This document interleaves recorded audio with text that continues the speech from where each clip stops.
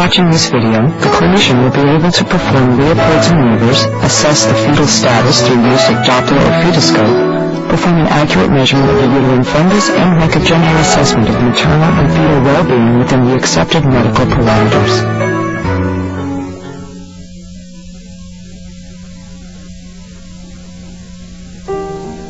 Hi, Becky. How are you feeling? Baby moving good? Moving at least 10 times a day, really active. You having any problems with swelling? Just hot? Just hot, yeah. What about any bad headaches, blurred vision, spots before your eyes, anything unusual going on?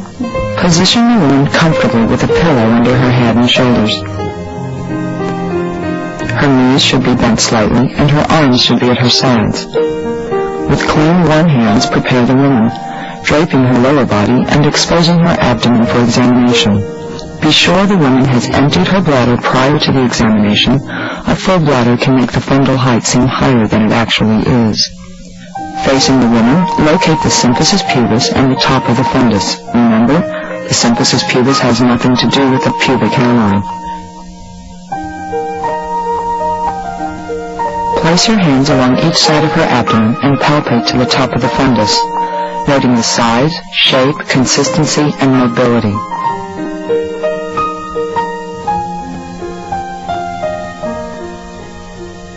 The part of the fetus that is smooth, firm, and curved is the fetal back, and the small, knobby, irregular bumps are fetal knees, feet, elbows, and hands. This determines the lie of the fetus. You may feel movement or kicking on this side. Grasping the area above the symphysis pubis between your thumb and middle finger, press gently but firmly into the abdomen. This maneuver allows you to ascertain the presenting part. If the presenting part is the fetal head, the mass will be movable and relatable, able to move freely between the fingers, unless it is engaged in the pelvis. Using the combined Pollock grip, you will be able to compare the presenting part with the top of the fundus. If the presenting part is bilateral and if the top of the fundus moves the whole spine of the fetus, the fetal lie is in the vertex position.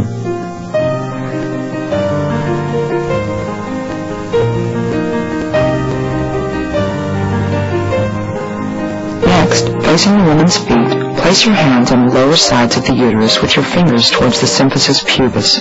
Press deeply with your fingertips into the abdomen in the direction of the pelvic inlet. You will feel a hard, round protrusion, the cephalic prominence.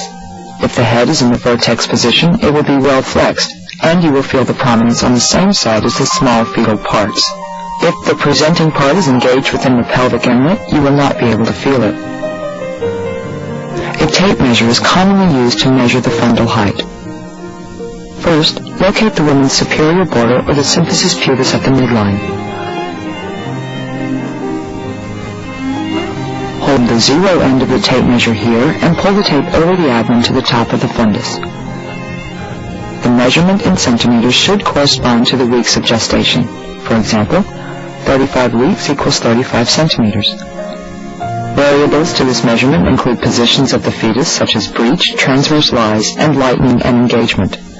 Note that too much elevation of the woman's torso can affect the accuracy of the measurement.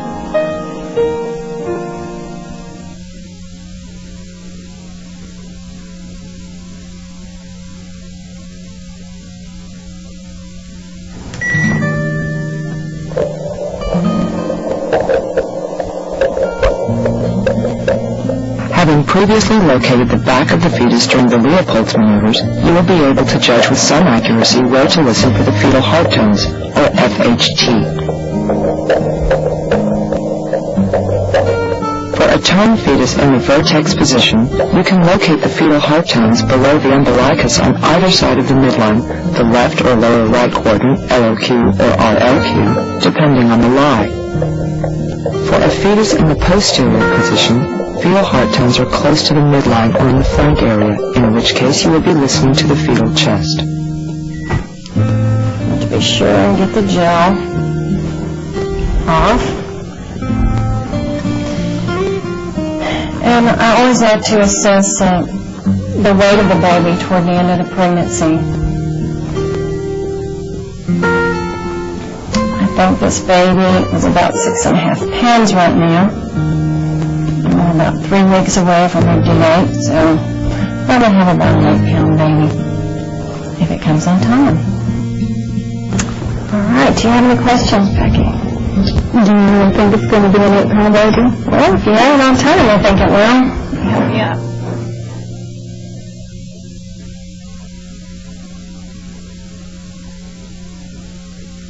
Hi, Jennifer. Hi. How are you doing today? Pretty good.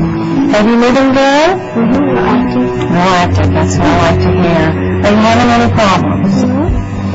Swelling? Just a little. Just a little. Any severe headaches, blurred vision, spots before your eyes? Okay, well let's check in, see what this baby's doing today.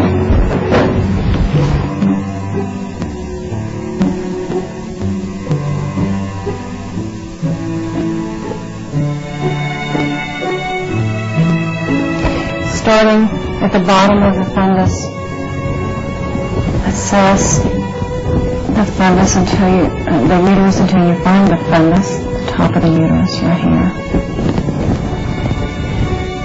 Feeling the baby's back, mostly on top. This feels like a fetal head right now. I think this baby's in the breech position. And this is the baby's bottom right down here.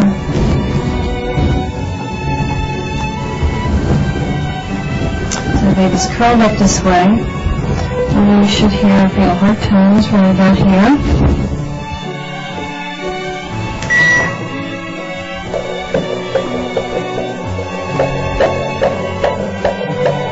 The fetal heart tones of a breech presentation will be level with or above the umbilicus.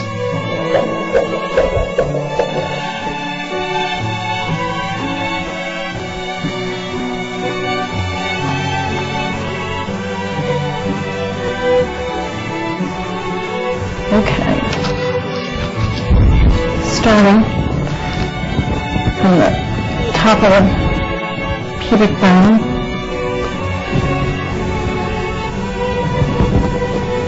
very superior portion of the pubic bone to the top of the fundus.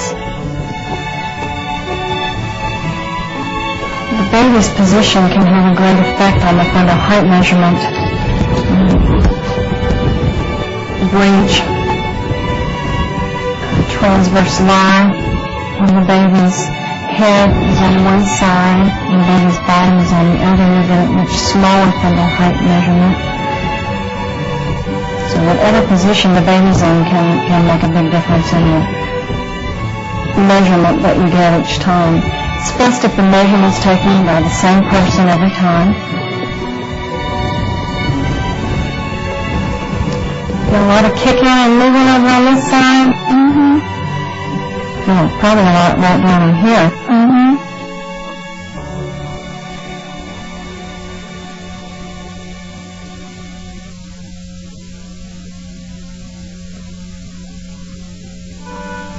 Has anything changed? Look, I dropped down more. Good. It's always a good sign.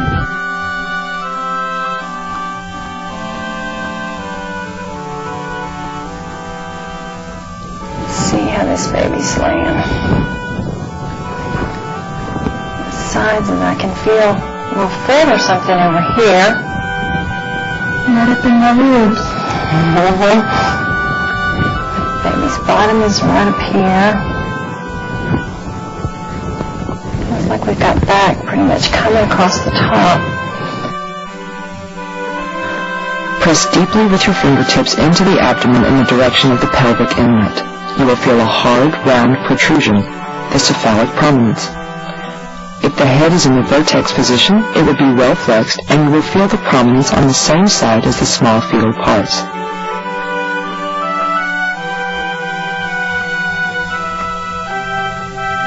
If there is a face presentation, you should feel the prominence of the occiput on the same side as the fetal back. If the presenting part is engaged within the pelvic inlet, you will not be able to feel it. This position is referred to as dipping. See where our measurement is this week. sometimes as the baby's head gets lower, the measurement goes down a little bit instead of up. You're right on there. Be sure to record all the findings on position, measurement, and fetal heart tones rate and location for future reference and comparison. Baby's head is really low. It's under the symphysis pubis, what we call dipping down. From your assessment of fetal status, you may also be able to estimate fetal weight. I think we've got about an 8-pound baby here right now.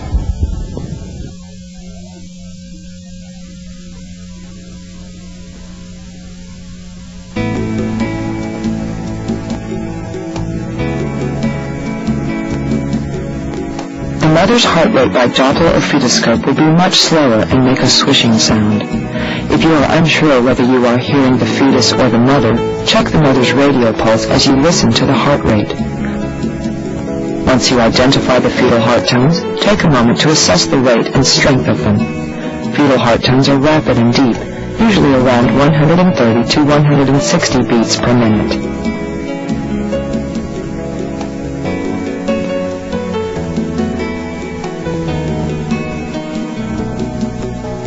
Everything looks really good. Okay, do you have any questions? These visits also provide an opportunity to discuss the overall health of the mother. General physical feeling, genitourinary status, edema, nausea, energy or fatigue level, nutritional intake, account of fetal movement, and any concerns of either of you. Vital signs and urine tests are necessary at each visit. Share your findings with the woman and be open for her questions. Communication is key in establishing confidence between you and your clients.